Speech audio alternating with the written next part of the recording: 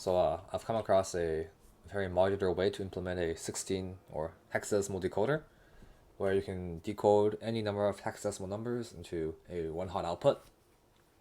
So I'll just build up to how I did this. So to start, we have a adder circuit, which is used quite a bit in the build. This just adds A plus B, these two signal strength values on these incoming lines, and it'll give you the combined signal strength on the output. So the reason to explain the circuit here, we want A plus B, yes, and we'll add some 15, let's take it away. So this is because we want to bring this into a form where we only use subtraction, since in Minecraft, comparators can only, well, handle subtraction. So we can say, go here, right? And now we have a form of subtraction. To make it even more obvious, we can maybe say, maybe something like this.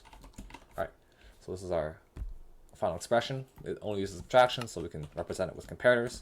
And we can say 15 minus A is represented by this, which is torch being high, full signal 15. And the first subtraction is done here. 15 minus A minus B, so the previous output, we take away B, which is this second line, right? And finally, 15 take away all that we just did, which is this last line, and we put out the signal there. So yeah, so that's that. Here we have, comparators, right, are able to maintain signal strength. So let's say some comparator here. We turn it on. So let's say we have a, oh wait, this is not gonna work. So let's say here we have a signal strength of 2, right?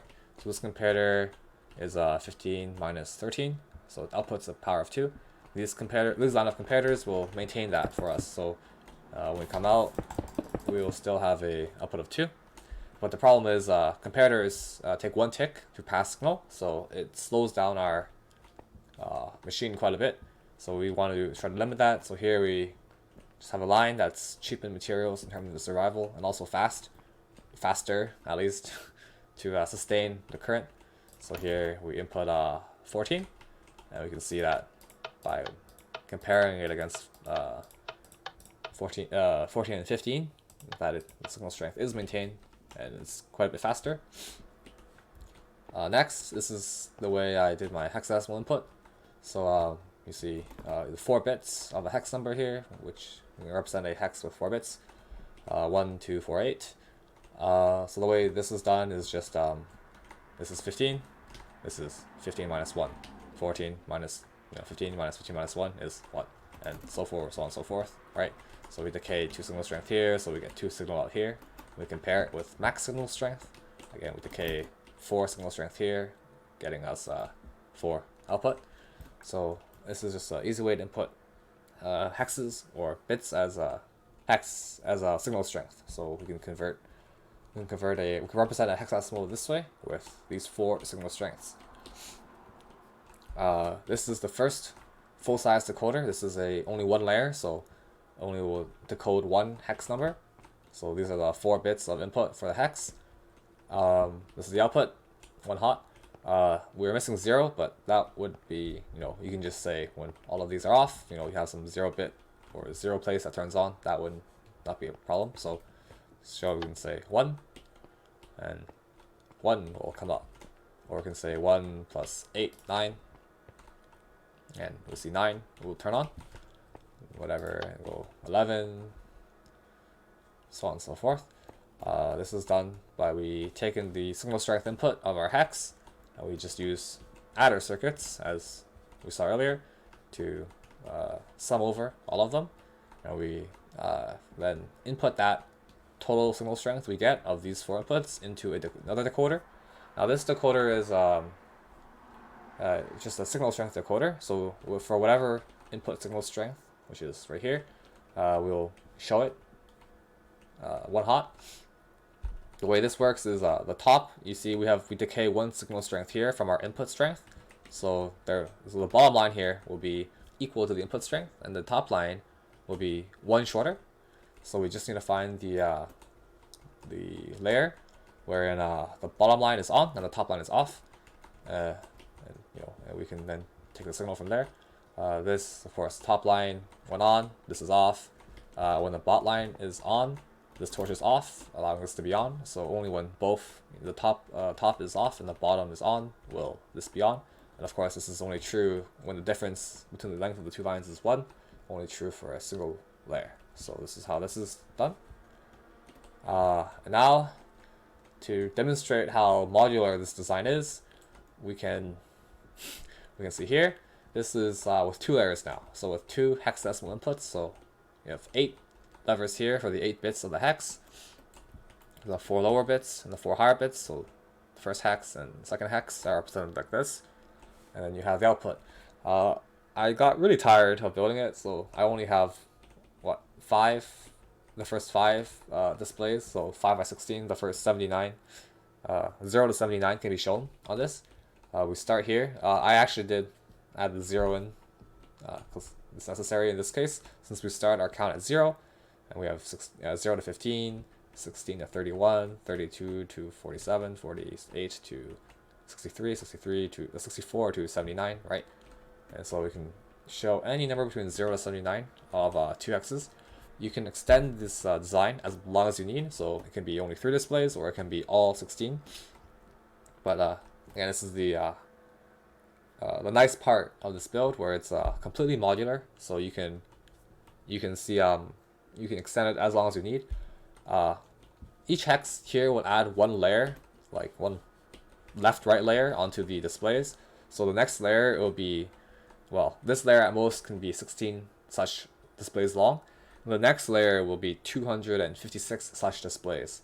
So while here we can show 16 by 16, we can show 256 outputs, different outputs from 0 to 255. The next layer will be able to show 0 to 16 times 16 times 16, 16 times 256, which is a big number, 492 I think, but it's just not practical to go that big.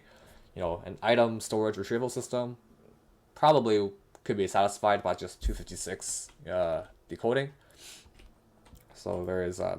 There is a much easier way to do item storage. I might do a video on that, but this is just done with 2 decoders, 2 hex decoders in the first layer, and then 16 in the next.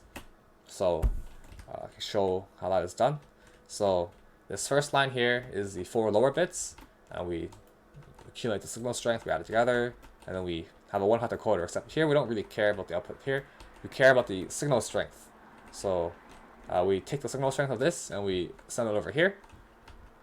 And actually we do the exact same thing with the 4 higher bits, and we send it over here. So what we have here is we maintain the signal strength of the 4 lower bits all down this line, down to the very end.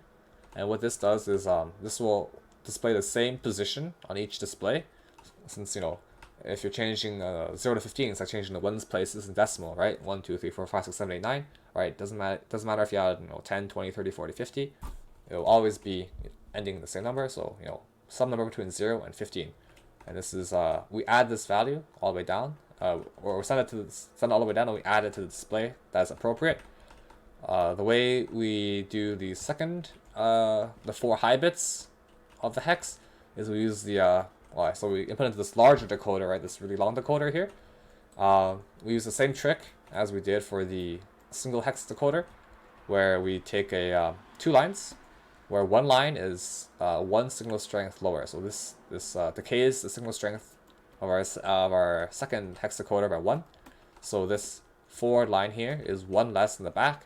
And once again, we check the condition for the, you know, back, not forward, to know which one of these displays to turn on. And then we add the value of the lower 4 bits to show in the display, right? Since, if you will, the 4 high bits choose which 16th interval to display, and then the 4 low bits show of that 16th which of the 16 to turn on. So I can demonstrate that here. Where here we see all positions are off on the input bits, so we have 0. We can turn it on to 1. Takes some delay. So 1, we can add maybe 2 and 3. So this is going to be 1 plus 2 plus 4 will be 7, right? 0, 1, 2, 3, 4, 5, 6, 7, right? So something like that, or maybe show like, I don't know, 3 should be 0, 0, 1, 2, wait, 0, 1, 2, 3, right? So, and then you can maybe display a larger number, right? So in this case, you can perhaps say you can do 19 by turning on 1 on the second hex. And here we see 19, right? This would be 16, 17, 18, 19, and you can go on where you perhaps add another 32, you got 51. So 48, 49, 50, 51, right? So on and on. This at most would, well, I stopped at